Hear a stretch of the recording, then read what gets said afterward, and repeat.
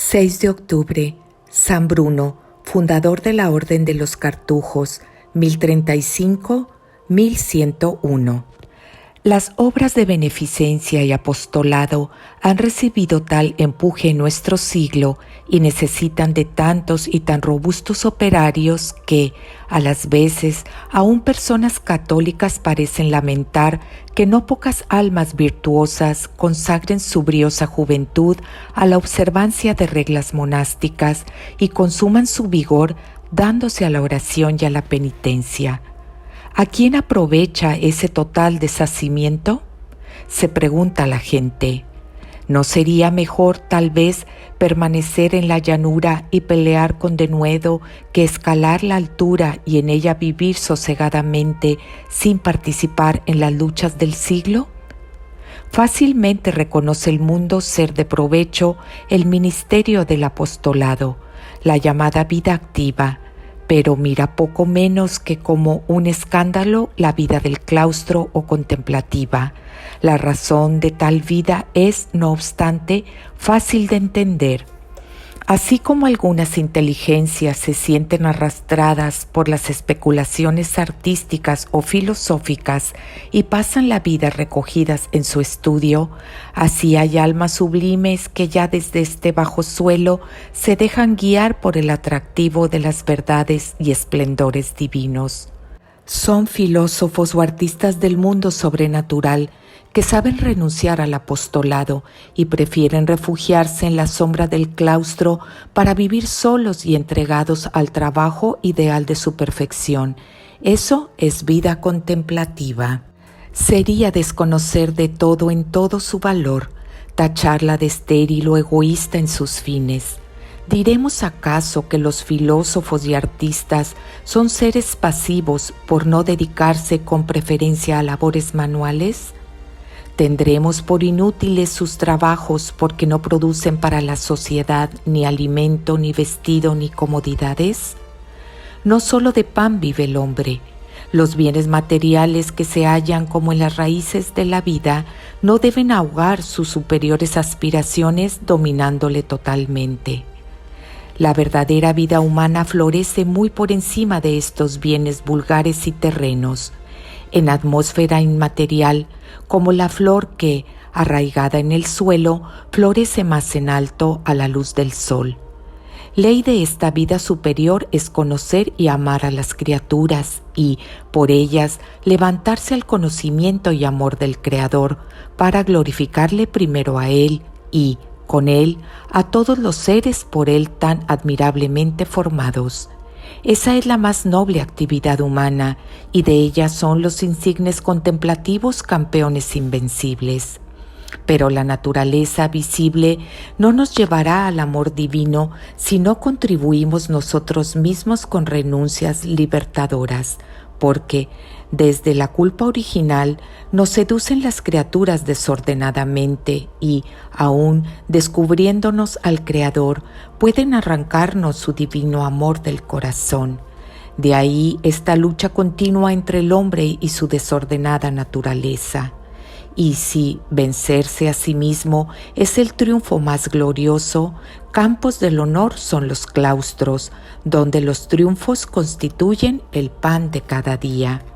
Finalmente, los contemplativos oran y merecen por los demás, pagan nuestras deudas y atraen sobre nosotros las misericordias y gracias divinas.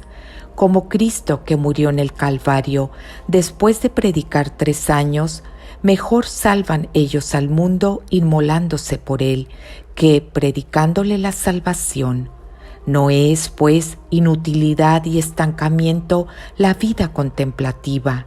Antes puede trocarse en vida pujante y activísima y en el más fecundo apostolado. Primera época de su vida. Fue Bruno natural de la ciudad de Colonia, donde nació por los años de 1035, de padres ricos y nobles. Mostró desde niño inclinación a la virtud y letras. Para que las aprendiese mejor, enviáronle sus padres a la Universidad de París, que a la sazón florecía en todas las ciencias. Allí se dio Bruno al estudio de la filosofía y sagrada teología con sumo cuidado y diligencia, y aventajó muchísimo a todos sus compañeros. Ordenóse de sacerdote en la misma colonia por los años de 1056. 4 después, como era maestro tan excelente y varón tan docto y afamado, nombráronle maestrescuela, director de estudios o inspector de la ciudad de Reims, en cuyo cargo desempeñó papel brillantísimo. Entre los oyentes que asistían a su cátedra de teología se hallaba el futuro papa de las cruzadas, el beato Urbano II. Cerca de 30 años más tarde, repercutieron felizmente en Roma esas relaciones. El año de 1075, Manasés, arzobispo de Reims, le nombró su canciller. Bruno participó con ardor en las luchas a que dio lugar la gran reforma emprendida por el Papa San Gregorio VII. La cristiandad entera le conoció entonces con el nombre de Bruno Gallicus. Era inclemente con los abusos y denunció por simoníaco al mismo Manasés de quien era canciller. Esto le valió persecuciones y la pérdida de su cargo y beneficio. Ya entonces concibió Bruno deseos de vida más perfecta. En Reims determinó abrazar la vida monástica con algunos amigos suyos. En el huertecito de la casa de Adán hablaban entre sí de lo caducos que son los bienes y placeres de la tierra comparados con los del cielo, que son eternos. Con esta consideración fueron poco a poco deshaciéndose del siglo. Otro motivo añade la tradición popular y es el suceso maravilloso inmortalizado por el pincel de Lesueur y que traemos aquí sin atribuirle valor histórico. Entre los insignes doctores que profesaban en la Universidad de París, a donde volvió Bruno el año de 1081, había uno muy amigo suyo llamado Raimundo Diocrés. Era un canónigo de París tenido en grande opinión de letras y virtuosa vida, el cual vino a morir el año 1082. Llevándole a enterrar, acompañaron su cuerpo todos los miembros de la universidad y mucha gente principal. Dícese que estando todos en la iglesia durante el canto del oficio de difuntos, como se acostumbra, al tiempo que uno de los clérigos cantaba aquella lección de Job que comienza «Respóndeme, ¿cuántas habeo iniquitates? Respóndeme, ¿cuántas son mis maldades?» El cuerpo del difunto que estaba en las andas en medio de la iglesia levantó la cabeza y con voz espantosa dijo «Por justo juicio de Dios soy acusado», y reclinó su cabeza en las andas como antes estaba. Asombráronse los circunstantes con un suceso tan nuevo y extraño y determinaron no enterrarle hasta el día siguiente. Con la noticia de semejante acontecimiento concurrió a la iglesia mucha más gente que la víspera. Volvieron al canto del oficio y en la misma lección que el primer día y de la misma manera se levantó el difunto y dijo con voz más terrible: «Por justo juicio de Dios soy juzgado». Y luego se sosegó y se puso como antes. La turbación de los presentes fue mayor que la del día anterior. Convinieron dejar el entierro para el día siguiente, en el cual, en el mismo punto del oficio, se levantó la tercera vez y con voz más espantosa y tremenda dijo: «Por justo juicio de Dios soy condenado».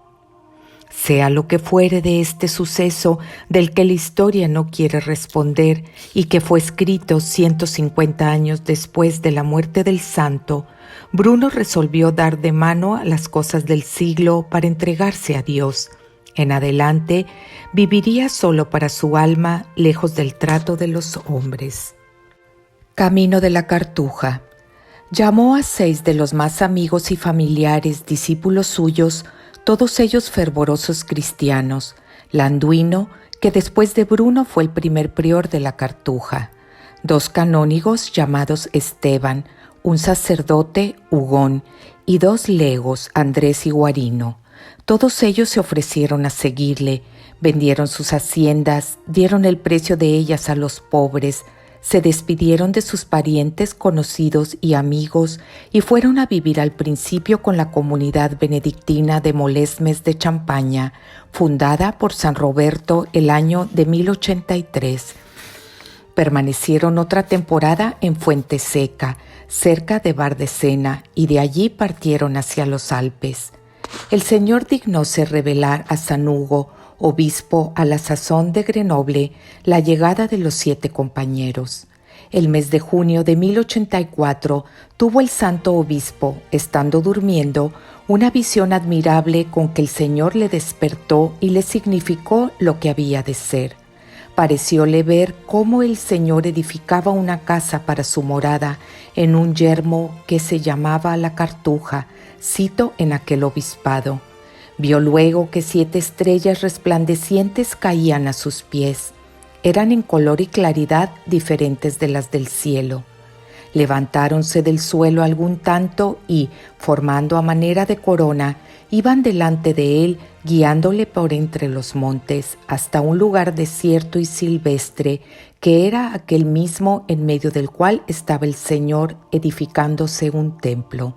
Esta visión la trae Guíñez I, amigo y confidente de Bruno, y para recordarla puso la orden de los cartujos 7 estrellas en su escudo de armas. San Hugo quedó suspenso y perplejo con esta visión por no saber lo que significaba, hasta que el día siguiente llegaron sudorosos los 7 peregrinos y, postrados a sus pies, le declararon la causa de su venida y sus piadosos intentos, suplicándole humildemente que les ayudase para llevarlos adelante. El santo obispo reconoció en Bruno al que había sido su eminente maestro en Reims. Viéndolos tan encendidos en el amor de Dios y tan deseosos de servirle, entendió que serían en su diócesis astros resplandecientes en ciencia y virtudes. Acogiólos con singular gozo de su alma, alentólos y confirmólos en sus buenos propósitos y dióles hospitalidad. En la capilla de San Miguel de la Catedral de Grenoble recibieron Bruno y sus compañeros de mano de San Hugo la túnica de lana blanca. Guiados por el obispo, emprendieron el camino de la Cartuja. A la entrada de aquella soledad había un puente tendido sobre el río Giers. San Hugo edificó una casita en aquel puente y puso en ella un guarda que prohibía o permitía el paso. Con todo, los monjes tuvieron que hospedarse unos días en la aldea de San Pedro, poco distante de la Cartuja. Bruno se hospedó en casa de la familia Brun, que todavía subsiste. Los señores de la comarca, edificados con la fama de santidad de los recién llegados, cedieron al maestro Bruno y frailes que le acompañaban todos sus derechos sobre aquel yermo. Sin pérdida de tiempo, pusieron manos a la obra. Pronto estuvieron edificadas las celdas.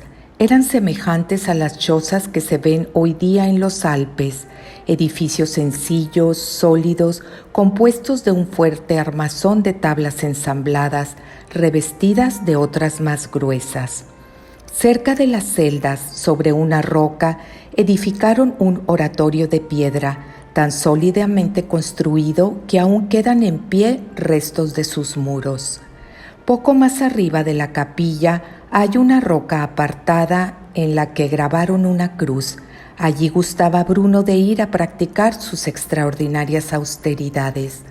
Mientras los monjes se establecían en sus celdas, el obispo de Grenoble edificó un verdadero monasterio de madera del que solo quedan ruinas. Únicamente el oratorio de San Bruno y la capilla actual de Santa María de Casalibus señalan el sitio donde estaba edificada la primera cartuja, que desapareció arrastrada en parte por una luz el año de 1132 y fue después varias veces incendiada. Cada celda se componía de 3 partes, un cuartito de trabajo que era también cocina, un dormitorio con oratorio y un taller. La celda del Cartujo es aún hoy día conforme en todo a ese plan primitivo del santo fundador. Permite al religioso vivir solo como un ermitaño la mayor parte del día, sin por eso quitarle las garantías materiales y espirituales de la vida común. Así comenzó la Sagrada Orden de la Cartuja.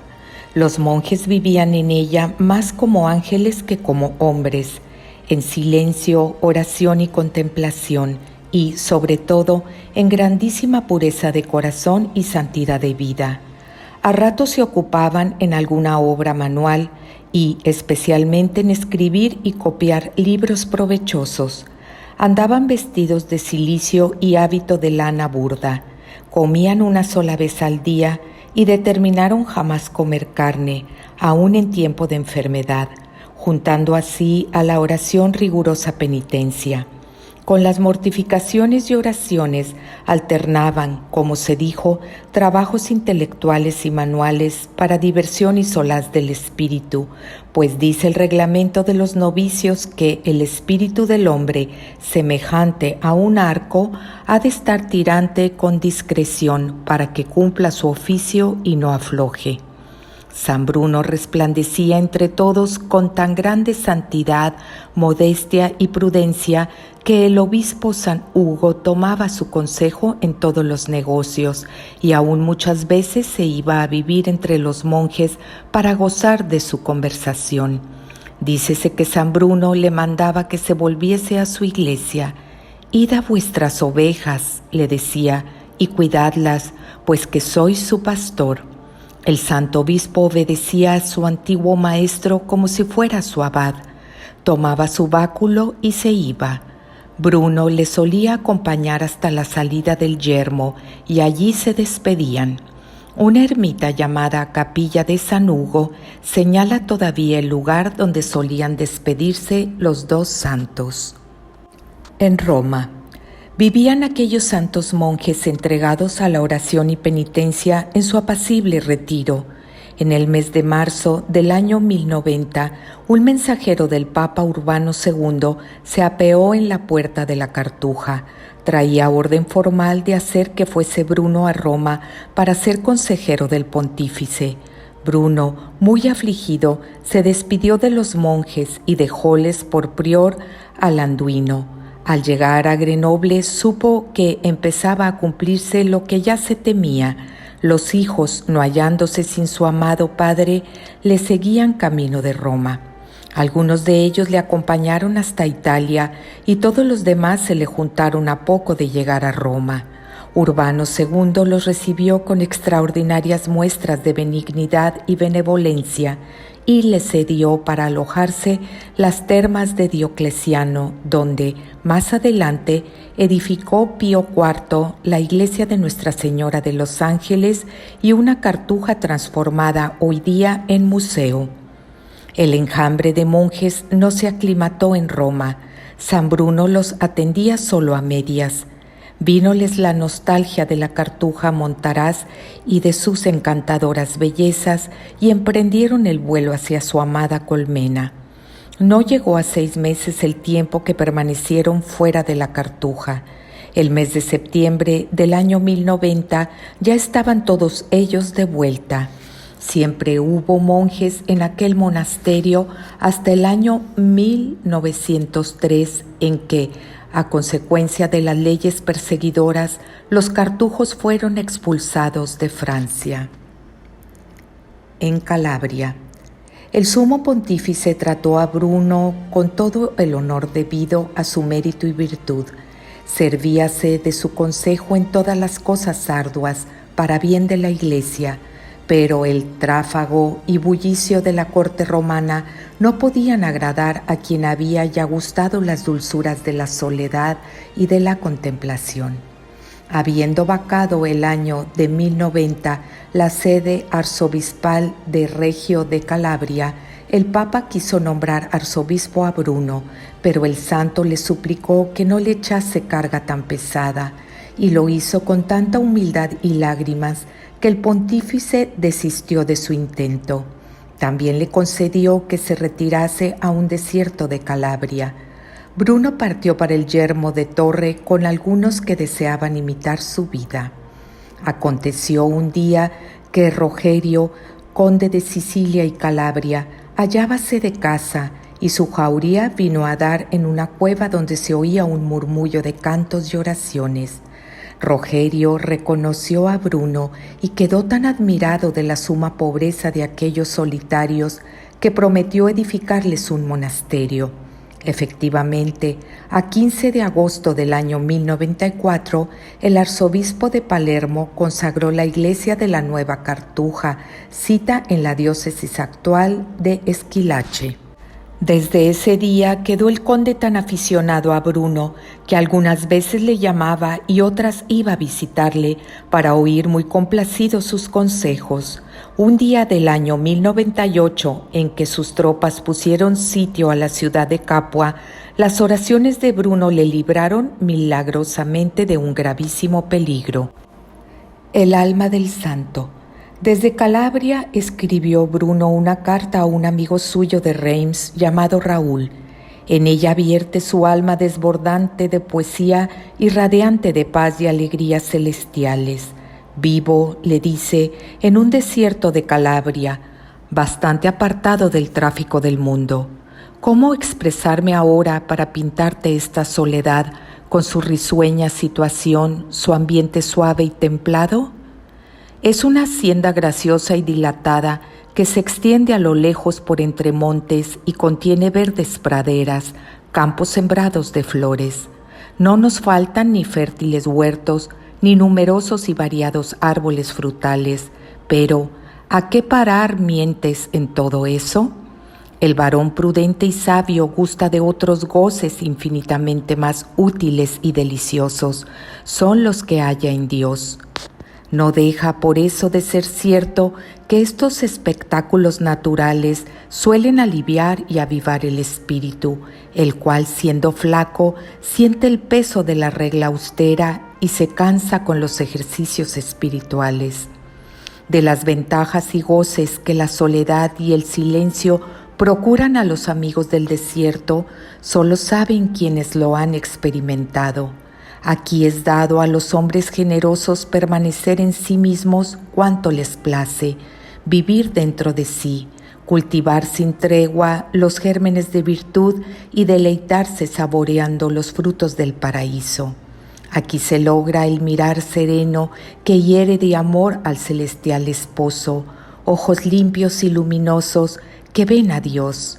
Aquí la fiesta es perpetua, al descanso se une el trabajo. La actividad no conoce la agitación ni el desconcierto. Aquí premia el Señor los combates que por Él pelean sus atletas con el premio que ellos mismos anhelan, la paz que ignora el mundo y el gozo del Espíritu Santo. Muerte de San Bruno. Cuanto conocemos de la muerte de San Bruno, lo refieren los cartujos de Calabria. Sintiendo ya el santo que se acercaba la hora de pasar de este mundo a su Señor y Padre, juntó a todos sus hermanos los monjes y les refirió sucesivamente cuanto había hecho desde su infancia. Confesóse públicamente e hizo profesión de fe de esta manera: creo firmemente en el Padre, el Hijo y el Espíritu Santo. Creo que la Virgen María fue pura antes del parto, quedó pura en el parto y se conservó virgen sin mancilla después del parto. Creo particularmente que lo consagrado en el altar es el verdadero cuerpo, la verdadera carne y la verdadera sangre de nuestro Señor Jesucristo. Profeso y creo que la Santa e Inefable Trinidad, Padre, Hijo y Espíritu Santo, es un solo Dios, con una sola naturaleza, una sola sustancia, un solo poder y majestad. Dichas estas palabras, entregó su espíritu. Era el 6 de octubre de 1101. Siguiendo la costumbre de aquella época, un monje dio parte de la muerte del santo a cuantos le conocían.